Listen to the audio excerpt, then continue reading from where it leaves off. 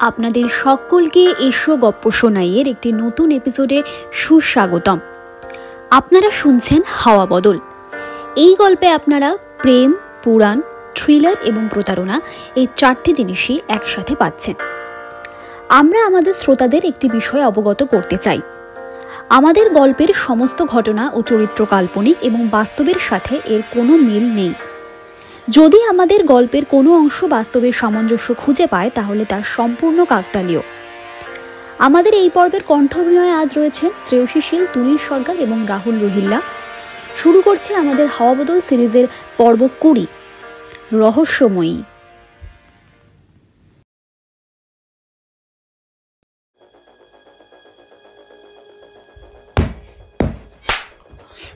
রুদ্রকে torture করতে লাগলো Kolkata police ডিপার্টমেন্টের তীরন্দাজ অর্জুন চ্যাটার্জি। আর বারবার রুদ্রকে অর্জুন একটাই কথা জিজ্ঞেস করতে লাগলো, এখনো বলছি সত্যিটা বল। তোদের আশ্রমে দুর্গা নামের সন্দেহভাজনের কাহিনী বল বল। রুদ্র হাসল। রুদ্রের হাসি যেন অর্জুনের রাগের জ্বলন্ত আগুনে ঘি দিল। আবার একটা কষিয়ে থাপ্পড় রুদ্রর গালে মারল অর্জুন। রুদ্র এবার বলল, इंसाफ रोकने की कोशिश कर रहा है तू।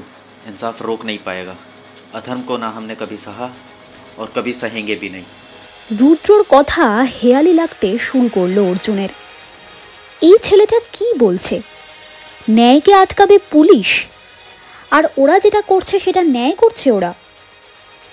অর্জুন ভাবল এতক্ষণ রেগে কথা বলে টর্চার করে কোনো লাভ হয়নি। সত্যি কথা তো ওরা বলছে না, তবে কি শান্তি বজায় রেখেই জিজ্ঞাসাবাদ করাটা উচিত হবে? অর্জুন শান্তভাবে রুদ্রকে বলল,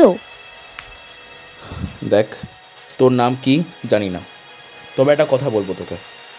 তোরা আশ্রমের সাধারণ মানুষ, তোদের অত ফাইন্যান্সিয়াল সাপোর্ট নেই যে এত বড় লড়াই তোরা ফাইট করবি। আর এই কেসটার সাথে আশ্রমের নাম জড়িয়েছে। তোদের আশ্রমে দুর্গা নামে যে আছে তাকে আমাদের হাতে তুলে দে, তার সমস্ত তথ্য আমাদেরকে দে। কথা দিচ্ছি, সসম্মানে আবার তোকে আমি আশ্রমে ফিরিয়ে দিয়ে আসবো। রুদ্র বলল,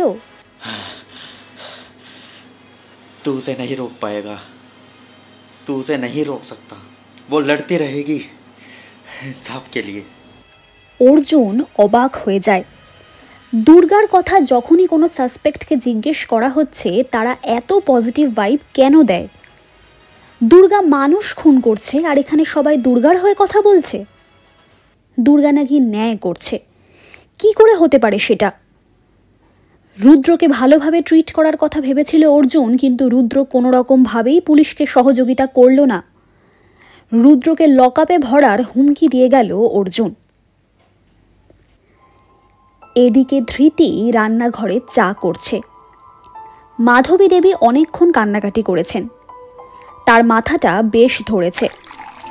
ধৃতি বেশ কড়া করে আদা দিয়ে চা করছে মাধবী দেবীর জন্য, কিন্তু তার চোখ দেখলে বোঝা যাচ্ছে সে হয়তো এই জগতে নেই। তার মনে চলছে অন্য কিছু, অন্য কেউ। এখন থেকে না, বেশ কিছুদিন আগে থেকে। একান্তে সময় পেলেই অর্জুনের দুনিয়ায় হারিয়ে যাচ্ছে ধৃতি। অর্জুনের সেদিন আশ্রমের দরজায় এসে দাঁড়ানো, তার সদর্প মনোভাব, সংরক্ষিত ব্যক্তিত্ব ধৃতিকে বেশ দুর্বল করেছে। বলা যেতে পারে অর্জুনের প্রেমে বেশ অনেকটাই তলিয়েছে ধৃতি। অর্জুনকে কাছ থেকে চিনতে জানতে অনেকটাই শখ হয় তার, কিন্তু কলকাতার বড় পুলিশবাবু, তার সান্নিধ্য কি আর ধৃতি পেতে পারে? কিন্তু তার প্রেমে পড়তে অসুবিধা কোথায়? মাধবী দেবীকে চা খানা দিয়ে এসে বেড়াতে যাবে, মাধবী দেবী এক চুমুক দিয়ে স্বাদহীন চায়ের প্রতি অশ্রদ্ধা দেখালেন। রাগের বশে ধৃতিকে অনেক প্রশ্ন করলেন। আজকাল তার মন কোথায় থাকে, তার কাজে কি কোনো মন নেই? কিন্তু সে জানে তার মন কোথায় থাকে, কলকাতার বড় পুলিশবাবুর কাছে। অর্জুন লালবাজার থেকে গাড়িতে করে ফিরছিল। তার মাথায় চলছে কিভাবে এই দুর্গাকে ধরা যায়। সে তো ঠিক পথেই এগোচ্ছে। হঠাৎই একটা মেয়ে তার গাড়ির সামনে এসে পড়ল।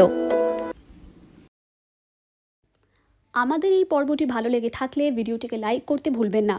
কমেন্ট করে অবশ্যই জানান কেমন লাগছে আমাদের এই পর্বগুলি, আর আপনার গল্পপ্রিয় বন্ধুবান্ধবদের সাথে শেয়ার করুন, আর সাবস্ক্রাইব করে অবশ্যই পাশে থাকুন, কারণ আপনাদের একটি সাবস্ক্রিপশন আমাদেরকে প্রচুর মোটিভেট করে আরও অনেক ভালো ভালো কন্টেন্ট আনার জন্য। তাই সাবস্ক্রাইব করে পাশে থাকুন। ধন্যবাদ।